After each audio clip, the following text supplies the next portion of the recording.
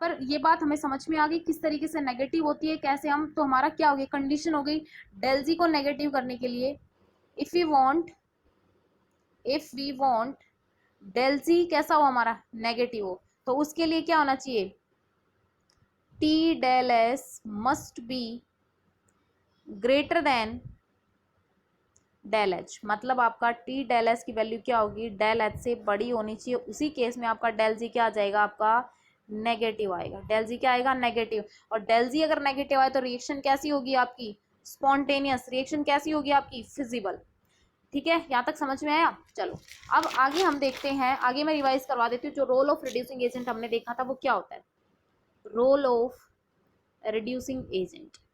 ठीक है, ये मैंने स्टार्टिंग में भी बताया था कि अगर आपसे कोई पूछ ले आप एलिंगम डायग्राम यूज ही क्यों करते हो, किस लिए काम आता है, तो आपको पता होना चाहिए बेटा। आप इस चीज के लिए इलिटरेट नहीं होने चाहिए। आपको पता होना चाहिए रिड्यूसिंग एजेंट यहाँ पर क्या करता है, जो एलिंगम डायग्राम है वो क्या करता है, वो हमें एक स्मेल्टिंग प्रोसेस करवाने के लिए एक बेटर रिड्यूसिंग एजेंट बना यूज करने का आइडिया देता है कि कौन सा रिड्यूसिंग एजेंट, तो बहुत सारे हैं, बट कौन सा हमारे उस पर्टिकुलर मेटल ऑक्साइड के लिए बेस्ट रहेगा, वो हमें कौन बताता है, एलिंगम डायग्राम।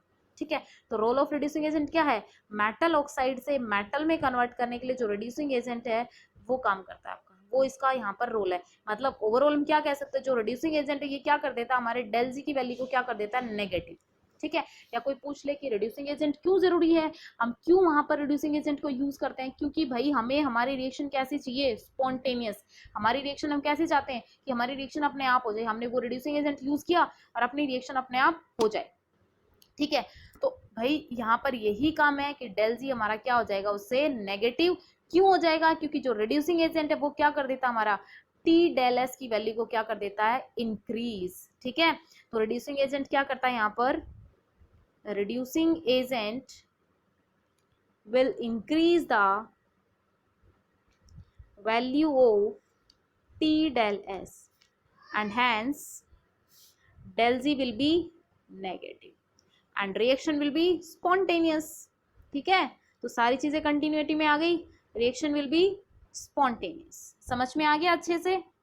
ठीक है, अब मैं इसका एक एग्जांपल लेके दिखाती हूँ कि किस तरीके से हमारा जो रिड्यूसिंग एजेंट है वो काम करता है। इसमें क्या करते हैं हम, हो सकता है हमारी एक रिएक्शन का जो डेल जी है वो पॉजिटिव हो और किसी दूसरी का है वो बहुत ज्यादा नेगेटिव में हो, तो उन दोनों रिएक्शंस को हम क्या करवा सकते हैं, कंबाइन करवा सकते हैं। ठीक है, देखो अब ये है मेरे पास, हमने जो कल एग्जांपल लिया था मैं वही सेम एग्जांपल रिपीट करवा रही हूँ। यहाँ पर हम जिंक का भी ले सकते हैं, हम मैग्नीशियम का भी ले सकते हैं। आपका जो मैं एलिंगम डायग्राम करवाऊंगी उसके अंदर ग्राफ दिखाऊंगी, उसमें बहुत सारे मेटल ऑक्साइड्स है। ठीक है, तो देखो मेरे पास फेरिक ऑक्साइड है, इसको हम कन्वर्ट करेंगे इसमें Fe प्लस हाफ O2 में। अब मैंने इसका माना था कि डेल जी इसका कितना होता है बेटा, प्लस का 40 बताया था, लेकिन जो कोक होता है हमारा प्लस हाफ O2, ये क्या बनाएगा, CO कार्बन मोनोऑक्साइड। अब इसका डेल जी होता है किसका, माइनस का 100। इसका कितना होता है बेटा, माइनस का 100। देखो दिख रहा है ना सबको क्लियर, ऑडियो वीडियो क्लियर होना चाहिए बेटा, है ना। देखो डेल जी कितना है, माइनस का 100। अब देखो यहाँ पर आप दोनों को कंबाइन करोगे रिएक्शन को, कितना होगी, ये आपके पास क्या बचा, ferric oxide plus Coke convert हो गया किसमें, Fe प्लस CO में। हमने क्या किया, मेटल ऑक्साइड से हमारे पास क्या आ गया, मेटल। तो आप इधर भी कंबाइन करके देख लो, डेल जी कितना आ जाएगा, माइनस का 100 प्लस का 40, तो कितना आ जाएगा आपके पास, माइनस का 60। मतलब अब जब इन दोनों रिएक्शंस को हमने कंबाइन कर दिया तो आपकी रिएक्शन जो ओवरऑल रिएक्शन है वो कैसी है, स्पॉन्टेनियस रिएक्शन है। तो यहाँ समझ में आया किस तरीके से इस रिड्यूसिंग एजेंट ने एक मेटल ऑक्साइड को मेटल में कन्वर्ट कराना कितना आसान बना दिया। वो फिजिबल हो गई रिएक्शन, पहले फिजिबल नहीं थी बट अब क्या हो गई, फिजिबल। तो ये हम सब जानते हैं, अगर आपका डेल जी पॉजिटिव में तो रिएक्शन फिजिबल ही नहीं है, रिएक्शन पॉसिबल ही नहीं है, होगी नहीं। तो हमने क्या कर दिया, एक दूसरे रिएक्शन को कपल करवा के यहाँ पे दूसरा रिड्यूसिंग एजेंट का यूज करके हमने क्या कर दिया, उस रिएक्शन को क्या करा दिया, फिजिबल बना दिया। क्लियर हो गया कि हमारी रिएक्शन किस तरीके से हम फिजिबल करवा सकते हैं with the help of a reducing agent. अब नेक्स्ट यहाँ पर क्या आता है कि किस तरीके से कौन सा रिड्यूसिंग एजेंट किस पर्टिकुलर मेटल ऑक्साइड के लिए इंपॉर्टेंट है या कौन सा उसके लिए बेटर है। सपोज मेरे पास बहुत सारे, एक X है, एक Y है, एक Z है। एक मेटल ऑक्साइड को मैंने मेटल में रिड्यूस करवाना है और उसके लिए मेरे पास बहुत सारे रिड्यूसिंग एजेंट है। तो भाई हमें ये पता करना है कि इनमें से कौन सा हम लें, कौन सा है जो आसानी से हमारे मेटल ऑक्साइड को मेटल में कन्वर्ट करवा सकता है। इन्हीं सब कामों के लिए हमें किसकी जरूरत पड़ती है, किसकी जरूरत पड़ती है, एलिंगम डायग्राम की। किसकी जरूरत पड़ती है बेटा, एलिंगम डायग्राम की। तो अब हम आगे देखते हैं एलिंगम डायग्राम क्या होता है। उसके लिए हम सबसे पहले डिस्कस करते हैं उसके कुछ मेन फीचर्स हैं। पहले आप फीचर्स देख लो, साथ साथ में उनको एक्सप्लेन करते जाती हूँ, ठीक है। तो फर्स्ट यहाँ पर क्या आता है, इसका जो पहला फीचर है कि जो प्लॉट होता है ना, प्लॉट मैं लिख देती हूँ, plot of del G naught in kilojoule per mole of oxygen versus temperature of formation of oxide.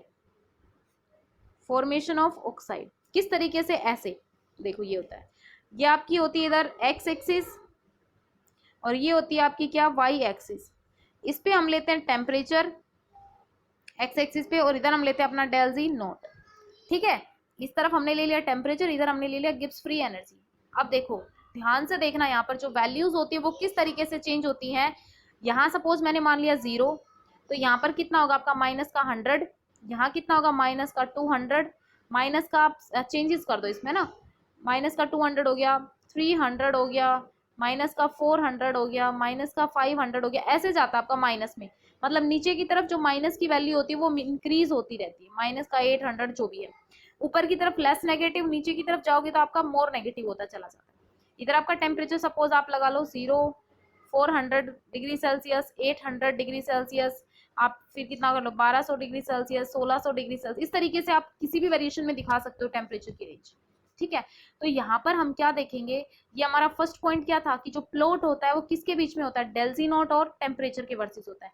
Del G not तो किसका होता है, ऑक्सीजन का, ठीक है। जो गिब्स फ्री एनर्जी होता है इन किलोजूल पर मोल, जो डेल जी होता है उसकी यूनिट क्या होती है, kilojoule per mole of oxygen.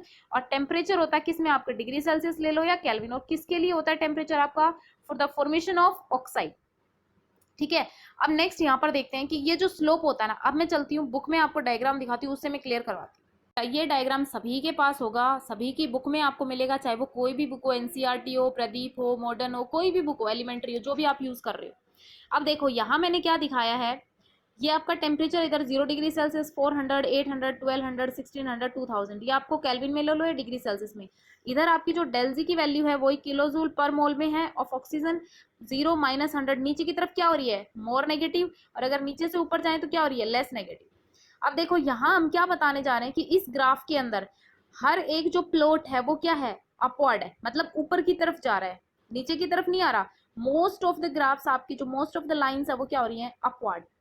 लेकिन अब्रप्ट चेंजेस हो रहे हैं इसके अंदर, देखो ये ऐसे सिर्फ एक ग्राफ आपको मिलेगा जो डाउनवर्ड है, जो नेगेटिव में है, बाकी सारे किस में जा रहे हैं, पॉजिटिव में, ठीक है। अब इनको मैं बाद में एक्सप्लेन करने वाली हूँ ये ग्राफ ऐसे कैसे हैं, ठीक है, कि ये डाउनवर्ड क्यों आ रहा है, या फिर इसके अंदर ये अब्रप्ट जो चेंजेस दिख रहे हैं कि पोजीशन इसकी चेंज हो रही है, ऐसे जाना ऐसे चाहिए था बट इसमें एक आपको अब्रप्ट चेंज दिख रहा है, ठीक है। इनको मैं बाद में बताऊंगी, उससे पहले कुछ सब टॉपिक्स हैं, कुछ छोटे छोटे पॉइंट्स रह गए जिनको हम क्लियर करने वाले हैं, ठीक है बेटा। तो इसको मैं उससे नेक्स्ट वीडियो में हम नेक्स्ट वाले लेक्चर में लेके चलते हैं।